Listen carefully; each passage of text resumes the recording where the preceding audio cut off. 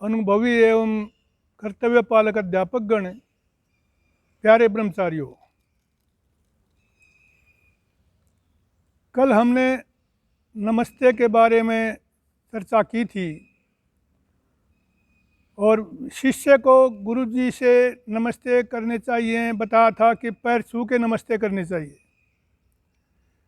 दोनों हाथों से दोनों पैरों को दाएं बाएं करके सव्येन सव्य स्पृष्टव्य दक्षिणे दक्षिणे, तो इस प्रकार से गुरु को नमस्ते करनी चाहिए।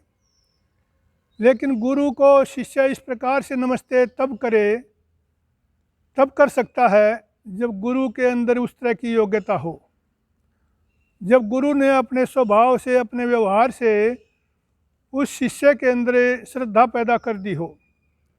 ऐसा नहीं होना चाहिए कि गुरु जी की वाणी बहुत कठोर है और कठोर वाणी के कारण से गुरु जी का स्वभाव विद्यार्थी को अच्छा नहीं लगता है।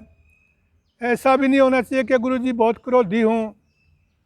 गुरु जी का स्वभाव भी सौम्य होना चाहिए। गुरु जी के सारे व्यवहार से सौम्यता, शांति और उनकी योग्यता प्रकट होनी चाहिए। तो इस तरह की योग्यता जब होगी गुरु जी में, इस तरह का सामर्थ्य जब होगा, तो शिष्य के अंदर श्रद्धा पैदा होगी और श्रद्धा पैदा होगी तो ही उसकी इच्छा होगी कि गुरु जी के चरण स्पर्श जरूर करूँ मैं, न चाहते हुए भी उसके मन में, हृदय में उत्कंठा होगी कि पैर छू करके ही नमस्ते करूँ। तो इस तरह की योग्यता गुरु के अंदर होनी चाहिए। शास्त्रों में कहा है, तद विज्ञानार्थम स गुरुमेवा विगच्छेत समित पाणी श्रोत्रियम ब्रह्मनिष्ठम।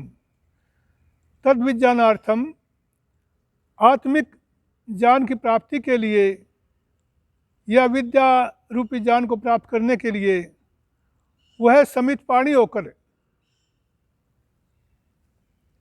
समित पाणी श्रोत्रियम ब्रह्मनिष्ठम, जो कि विद्वान हो और ब्रह्म का जानने वाला हो, ऐसे गुरुम अभिगच्छेत, गुरु के पास जाए। तो ये सामर्थ्य गुरु में होना चाहिए। इसके अतिरिक्त मनु जी भी कहते हैं, उपनीयतु यह शिष्यम वेदम अध्यापयत द्विजः सकल्पम स रहस्यम च तमाचार्यम प्रचक्षते। जो शिष्य का उपनयन संस्कार करके वेदम अध्यापयत, वेद को पढ़ाए, लेकिन वेद को किस प्रकार पढ़ाए? सकल्पम, आचार की शिक्षा और कलापूर्ण ज्ञान देता हुआ, सरहस्यम, वेद के गूढ़ रहस्यों को खोलने का सामर्थ्य रखता हुआ, इस प्रकार से आचार्य उसको वेद पढ़ाए। तो वेद पढ़ाने की योग्यता भी आचार्य के अंदर हो और उसकी व्याख्या करने का सामर्थ्य उसके अंदर हो। वैसे आजकल हम देखते हैं, आचार्य तो किसी विशेषज्ञ को भी कह सकते हैं। कोई वेद से आचार्य है, कोई गुरु जी से दर्शन पढ़ता है तो दर्शनाचार्य बन जाता है, कोई गुरु जी से साहित्य पढ़ता है वो साहित्याचार्य बन जाता है, और गुरु जी से कोई केवल आचार विचार की, जीवन निर्माण की शिक्षा पाता है तो वो भी आचार्य बन जाता है। निरुक्त में आचार्य के लक्षण करते हुए बताया गया है, आचार्य कस्मात् आचिनोति अर्थान आचिनोति बुद्धिम आचारम ग्राहयति इति आचार्य है। जो अर्थान आचिनोति, विद्या के तत्वों को संग्रहित करके उसके हृदय में धारण करता है।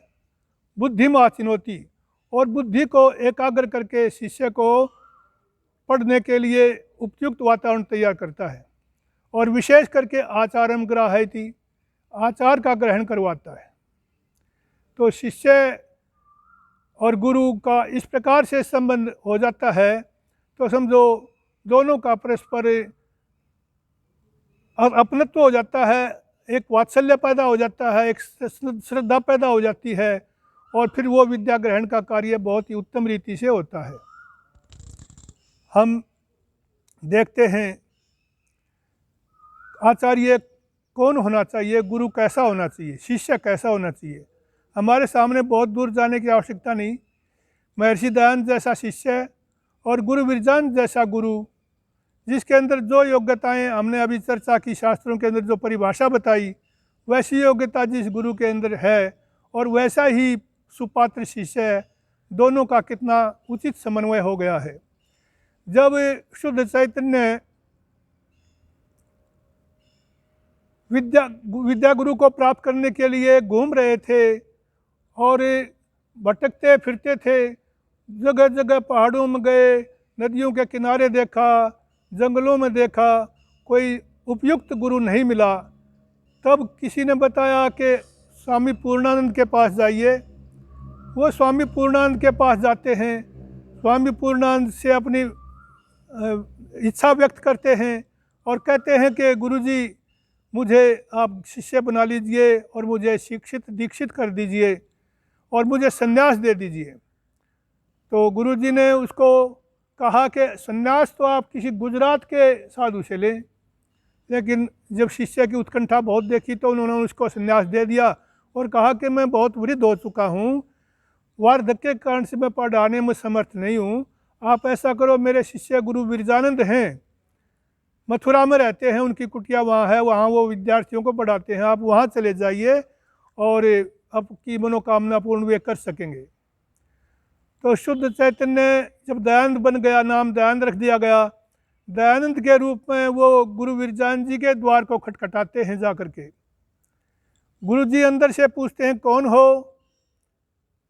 तो बाहर खड़ा दयानंद कहता है कि गुरु जी मैं यही जानने आया हूँ कि मैं कौन हूँ। गुरु विरजानंद ने विचार किया, ये तो कोई योग्य शिष्य प्रतीत होता है, कोई जिज्ञासु प्रतीत होता है, कोई श्रद्धालु प्रतीत होता है, कोई जानने का इच्छुक लगता है। तो उन्होंने द्वार खोल दिया। गुरु विरजानंद ने दयानंद के लिए अपनी शिक्षा का द्वार खोल दिया। दयानंद के लिए क्या द्वार खोल दिया? वो तो ये समझो कि दयानंद की मुक्ति का द्वार खुल गया और ये सारे संसार के स्वर्ग का द्वार खुल गया। तो गुरु विरजानंद जी ने गुरु शिष्य दयानंद से कहा, दयानंद कुछ पढ़े हो? उन्होंने कहा कि जी हाँ पढ़ा हूँ। क्या पढ़े हो? गुरु जी मध्य कौमुदी, लघु कौमुदी, सारस्वत चंद्रिका इत्यादि ग्रंथ मेरे पास हैं और उन्हें मैं पढ़ा हूँ।